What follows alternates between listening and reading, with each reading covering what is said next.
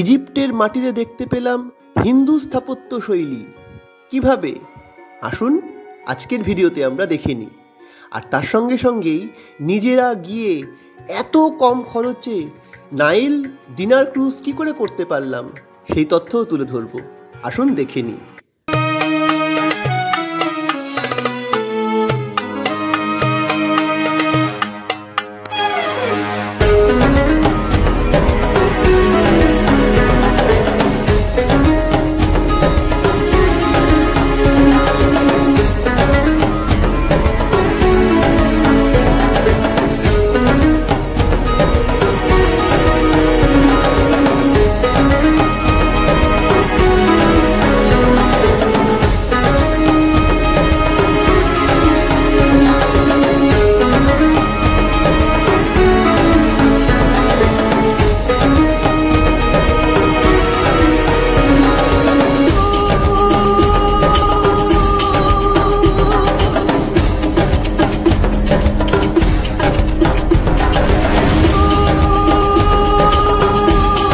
এই আমাদের হোটেল, এই মাঠ ছেড়ে চলে এসেছে, আর এই যে ওরাবি মেট্রো স্টেশন, এখান দিয়ে ঢুকবো। তো আমরা গ্রিন লাইনে করে এই কোলায়েত এল বানাত স্টেশনে নামলাম, যেটা গ্রিন লাইনে আছে। এদিক দিয়ে সোজা এসে আমরা বেরিয়ে যাব। আমাদের উদ্দেশ্য হলো বারন প্যালেসে যাওয়া।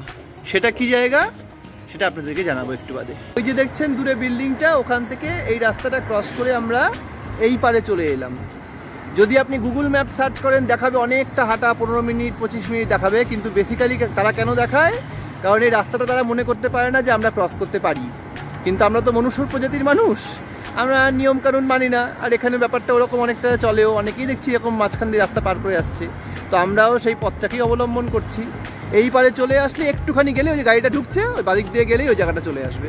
এই যে বিল্টু আর পিছনে জয়দীপা আসছে, ওদিক দিয়ে মেট্রো যে ক্রস করার দেখালাম আমি জায়গাটা। এই দেখুন গাড়িগুলো ঢুকছে, এইগুলো মনে রাখবে যে রিজ কাল্লা এরকম নাম। এদিক দিয়ে গিয়ে ঠিক 1 মিনিট হাঁটা পথে, মানে মেট্রো করে আসলে ঠিক 3টে মিনিট সময় লাগবে আপনার ওই মেট্রো স্টেশন থেকে নেমে এখানে পৌঁছাতে। এই বিল্ডিংটাকে দেখতে পাচ্ছেন, দেখলে মনে হবে হয়তো আমরা দিল্লিতে সেই মন্দিরটার ওখানে রয়েছে কিনা, বা ভারতবর্ষেরই কোথাও রয়েছে কিনা তা নয়। সুদূর ইজিপ্টে দাঁড়িয়েও আমাদের দেশের স্থাপত্য শৈলীকে অবলম্বন করে একটা প্যালেস তৈরি করা হয়েছে। এটা ঠিক মন্দির নয়, এটা একটা প্যালেস। এর নাম হচ্ছে বারন প্যালেস। বহু ইচ্ছে ছিল আমাদের এখানে আসার, কারণ এই জায়গাটাকে নিয়ে সচরাচর কেউ ভিডিও করে না, তাই আপনাদের সামনে তুলে ধরতে এটা নিয়ে এসেছি। এবার আমরা ডান দিক দিয়ে প্রবেশ করবো, ওখানে টিকিট কেটে ঢুকতে হবে। কি কি আছে ভেতরটা আপনাদেরকে দেখাবো। পিছনে কাউন্টার, এখান থেকে টিকিট কেটে প্রবেশ করলাম। বিল্টুর টিকিট হচ্ছে 90 পাউন্ড, যেহেতু বাচ্চা, আর আমাদের 180 পাউন্ড। বাচ্চা বলা ভুল, স্টুডেন্ট যেহেতু। আর এই যে দেখতে পাচ্ছেন, এটাকে বলা হয় ব্যারন প্যালেস। ব্যারন প্যালেস অনেকটা আমাদের ভারতীয় সংস্কৃতির আদলে তৈরি করা হয়েছে। এটা ওয়ান টাইপ অফ মিউজিয়াম বলতে পারেন। কিন্তু সুদূর ইজিপ্টে দাঁড়িয়ে একটা ইন্ডিয়ান ছোঁয়া পাওয়ার জন্য বহু মানুষ এখানে আসেন। যদিও সেরকম ভিডিও তৈরি হয়নি, কিন্তু আজকে আমি ভিডিওটা আপনাদের জন্য তৈরি করছি। এই যে সিংহদ্বার, যেটা সাধারণত ভারতবর্ষেই দেখা যায় বিভিন্ন হিন্দু মন্দিরে, দেখুন এখানটাতে কিন্তু সেই পন্থাটাকে অবলম্বন করা হয়েছে। এবং পুরো মন্দিরটাও দেখতে আদলে একটা ইন্ডিয়ান স্থাপত্যকে তুলে ধরার মতো করেই এই মিউজিয়ামটা। সম্ভবত এখানে কোনো বড় ধরনের অকেশন হতে পারে, রাষ্ট্রপ্রধানরা হয়তো আসতে পারে, তাই দেখুন খুব সুন্দরভাবে সাজিয়ে তোলা হয়েছে। আমরা মূল মন্দিরটা প্রবেশ করে তাতেই চলে যাব। হয়তো একটু বাদে মন্দির বন্ধ হয়ে যেতে পারে। মন্দির বলা ভুল, মিউজিয়াম, বারবার ভুল করছি আমি।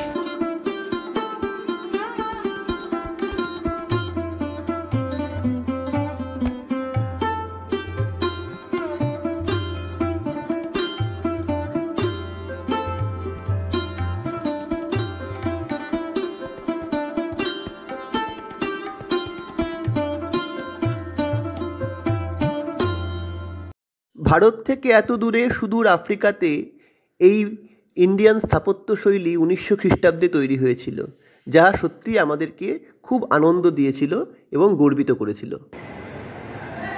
ইন্টেরিয়ারের মধ্যে প্রায় সম্পূর্ণরূপেই ভারতীয় ভাস্কর্যের এক অপূর্ব ছাপ রয়েছে।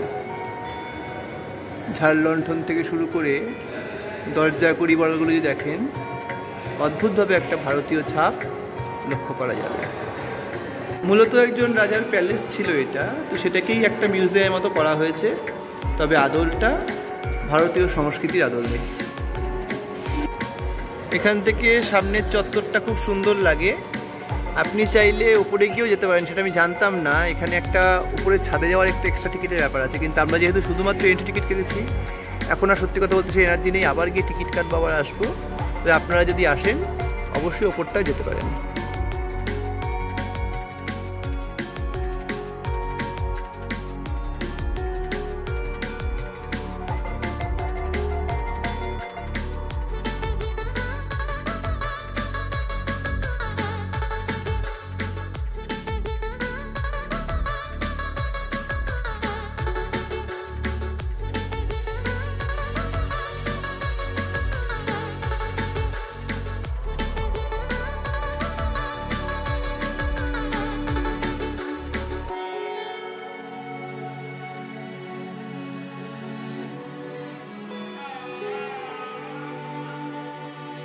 ব্যারন প্যালেসকে বিদায় জানিয়ে আমরা এবার এগিয়ে যাচ্ছি মেট্রো স্টেশনের দিকে। আজ বিকেলবেলা আমাদের গন্তব্য হবে নাইল ক্রুজ। মায়ের যেহেতু পায়ে খুব ব্যথা, সেই কারণে মাকে আর নিলাম না। মায়ের জন্য পর্যাপ্ত খাবার রেখে দিয়ে এলাম ঘরে, মা সময় মতো খেয়ে নেবে খাবারটা। আমরা তিনজন মিলেই এখন যাচ্ছি নাইল রিভার ক্রুজ করতে। এখনও শিওর না পাবো কিনা, কারণ হচ্ছে আমরা যে স্টেশনটা যাচ্ছি নিজেরা উদ্যোগ নিয়ে যাচ্ছি। এখানকার এজেন্সির মাধ্যমে করলে অনেক বেশি টাকা তারা নিয়ে নেয়, যে কারণে নিজেরাই উদ্যোগ নিয়ে যাচ্ছি। দেখা যাক কোন পথ দিয়ে গিয়ে সুবিধা হবে, সেই পথটা আপনাদের এখন দেখিয়ে দেবো। সেই অ্যাজ ইট ইজ ওরাবি থেকেই মেট্রো ধরছি আমরা। আমাদের হোটেলের ঠিক সামনেই ওরাবি, এবং ওই লাইনেই পরে আমাদের পরবর্তী স্টেশন, যেখানে নেমে আমরা ক্রুজে যাব। ওরাবি থেকে এখন আমরা এগিয়ে চলেছি সামনের দিকে। মেট্রো থেকে যে স্টেশনে আমরা নামলাম তার নাম হচ্ছে এল জাহারা। এল জাহারাতে নেমে এবার এই পথ ধরে আমরা বেরিয়ে যাই। এই যে আমরা বেরিয়ে এসেছি এল জাহারা মেট্রো স্টেশন থেকে। এখান থেকে আমাদের ওই পার্টটায় যেতে হবে। এখানটাতে অবশ্যই আপনারা যারাই আসবেন গুগল ম্যাপটাকে সার্চ করবেন। গুগল ম্যাপ সার্চ করে দেখে নিচ্ছি, পায়ে হাঁটা 8 মিনিট লাগবে। এখান থেকে 8 মিনিট হাঁটা পথে আমরা এখন নাইল ক্রিস্টালে গিয়ে পৌঁছাবো। মনে রাখবেন, আমি কেন যেই বলুক না কেন, আপনাকে খোঁজার জন্য মিশরে এসে অন্তত আমি দেখছি গুগল ম্যাপ সবচেয়ে ভালো। আমরা ওই পার্টটায় ছিলাম, যে ব্রিজটা আছে কী করে পার করলাম গুগল ম্যাপের মাধ্যমেই। কোনো অটো ট্যাক্সি নেবেন না, গলা কাটা দাম চাইবে। নাইল ক্রিস্টাল আমরা কারোর মাধ্যমে যেন বুকও করিনি, আমরা নিজেরা গিয়ে দেখবো পাওয়া যায় নাকি। যদি পাওয়া যায় খুব ভালো, না পাওয়া গেলেও কোনো ক্ষতি নেই, আমরা ওই অঞ্চলটা ঘুরে নিতে পারবো।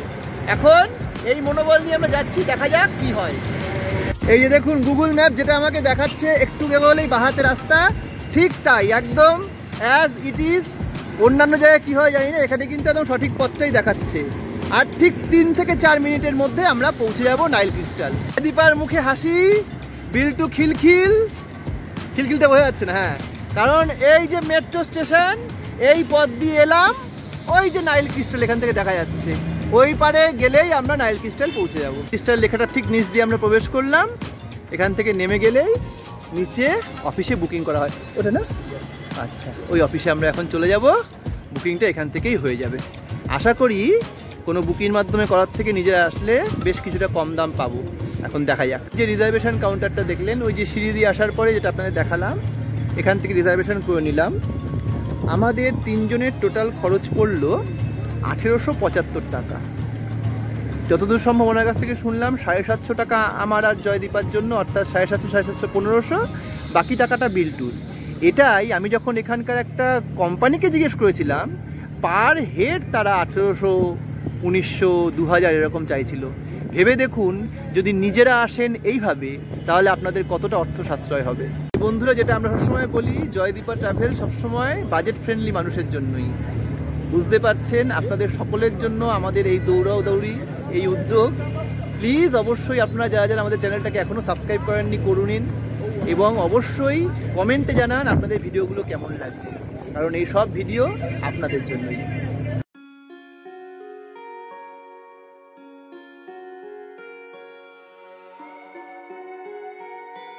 এটা হলো বাজেট ফ্রেন্ডলি মানুষের কাছে ক্রুজ। আপনারা অনেকেই জানেন 3 দিনের জন্য ক্রুজ রয়েছে এখানে, যেগুলো লুকসর থেকে আসওয়ান, যেটা আপনাদের আগে ভিডিও দেখিয়েছি, কিন্তু সেগুলো বিশাল বাজেটের হয়। আমরা যারা যারা বাজেট ফ্রেন্ডলি তাদের কাছে এটাই আনন্দে। 3 ঘন্টার জন্য নীল নদীর জলে আমরা ঘুরে বেড়াবো উইথ ডিনার, এই সুন্দর ক্রুজে করে। আগের যে ক্রুজটা ছিল 6:30 থেকে 8টা পর্যন্ত, সেটা শেষ হলো। আমাদের ক্রুজটা 8:30 থেকে। আমাদেরকেও এরা নেমে যাওয়ার পর এই পথ দিয়ে ঢুকতে হবে। রাতের বেলাও বক দেখা যায়, এসব মিশরেই সম্ভব।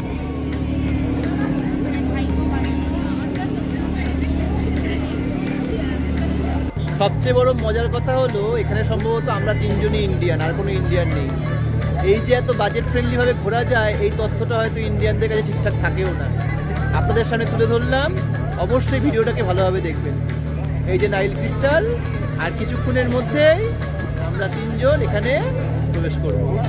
8:30টায় টাইম, এখন 8:20 হয়ে গেল। বুঝতে পারছি না দেরি হচ্ছে কেন, দেখা যাক। অবশেষে এসে পৌঁছলাম আমরা ক্রুজের ভিতরে। এই যে মা আর ছেলে এখানে, আমি এদিকে, আর ওই যে দেখছেন লোকজন দাঁড়িয়ে আছে ঠিক একটু কয়েকটা টেবিল পরেই, ওখানটাতেই যতদূর সম্ভব নাচ গান ওইসব হবে। আর এখানটাতে আমাদের ডিনার। পাশেই নীলনদ দেখতে পাচ্ছেন বয়ে চলেছে। এবার শুরু হবে সেই স্বপ্নের জার্নি।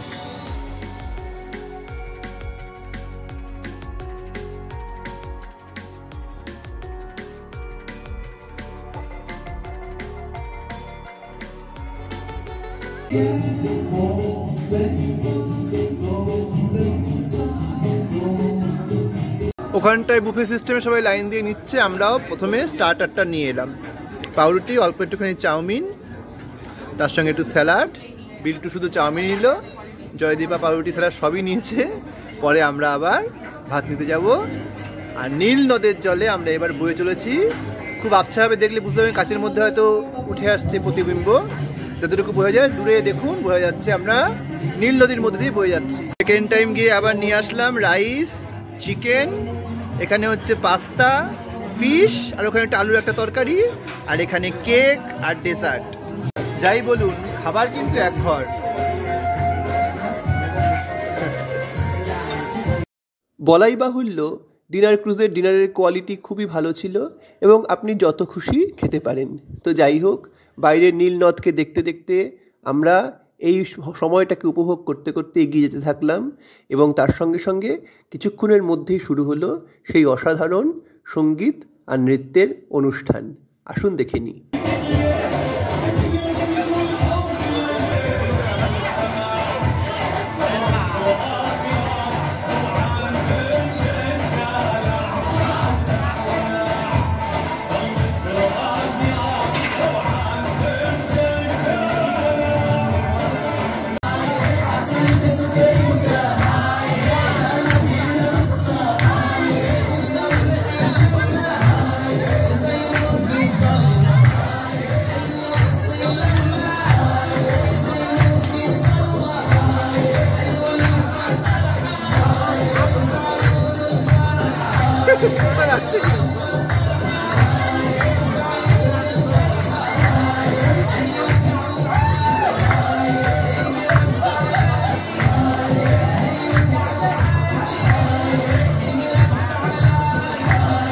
অ্যাট লাস্ট খাওয়া দাওয়া নাচ গান শেষে একটু ওপরে উঠলাম, আর অসাধারণ নীল নদের সৌন্দর্য উপভোগ করছি। ওই যে দূরে কায়রো টাওয়ার দেখা যাচ্ছে, অর্থাৎ আমরা আমাদের ওই যে দূরে হিলটনকেও দেখা যাচ্ছে, অর্থাৎ আমরা আমাদের ওই তাহিরের কাছাকাছি কোথাও একটা জায়গায় আছি। অপূর্ব সুন্দর। শুধুমাত্র নাচ গান বা ডিনারই নয়, রাতের অন্ধকারে নীল নদের চড়ে বেরিয়ে এরকম অসাধারণ সুন্দর আলোকসজ্জা দেখার আনন্দটাও কিন্তু কোনো অংশে কম ছিল না। শেষবারের মতো ফেরার আগে সেই নীলনদকে উপভোগ করলাম। সত্যি বলছি, এরকম আনন্দ, এরকম উপভোগ সত্যি বুঝতে পারিনি। নীলনদের জলে এতক্ষণ ধরে আমরা ভেসে বেড়াচ্ছি, এত সুন্দর ডিনার ক্রুজ, যেন ইজিপ্ট ভ্রমণের সর্বশেষ আনন্দটুকু পেয়ে সম্পূর্ণ সুরভিত হয়ে উঠলাম। ভিডিও করতে করতে অবশ্যই আমাদের যিনি ম্যাডাম জয়দীপা ট্রাভেলের ম্যাডামের কাছ থেকে জেনে নেব। ম্যাডাম, কেমন লাগলো আজকের এই ট্রিপটা? অভূতপূর্ব, সত্যি অসাধারণ।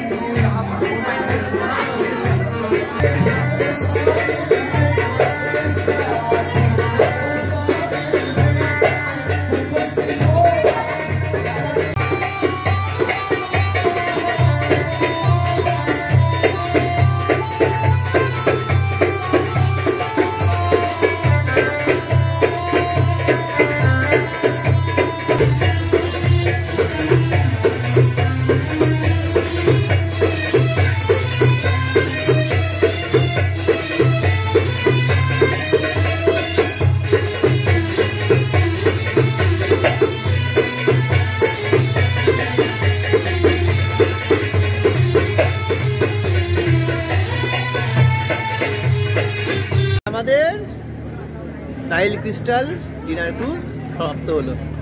সেম পথেই আমরা এখন মেট্রোর দিকে ফিরছি। একসময় তো ভয় পেয়ে গেছিলাম যে 11টার মধ্যে আমাদের মতো না মেট্রো বন্ধ হয়ে যায়, কিন্তু এখানে মজা হচ্ছে রাত 12টা পর্যন্ত মেট্রো চলে, ভোরবেলা 5টা থেকে রাত 12টা অবধি মেট্রো চলে। আমরা এখন মেট্রো ধরতে যাচ্ছি। এখন রাত 11:15 বাজে, আমরা মেট্রো ধরার লাইনে একটা মেট্রো একটু আগে মিস করে গেলাম, দেখা যাক কতক্ষণে আসে। ইজিপ্টের যে কোনো মেট্রো স্টেশনে আপনি এরকম তথ্য পেয়ে যাবেন। আমাদের ট্রেনটা যখন এরপরে মার্গিরিস থেকে শুরু করে এক এক করে সাদাত হয়ে এই যে ওরাবিতে আমরা নামবো, এরকম কোন লাইনে যাচ্ছে সেই তথ্যটা প্রত্যেকটা স্টেশনের লাইনে দেওয়া থাকে।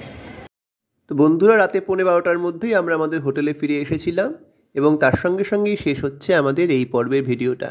আপনাদের কেমন লাগলো অবশ্যই কিন্তু জানাবেন কমেন্ট বক্সে। নমস্কার।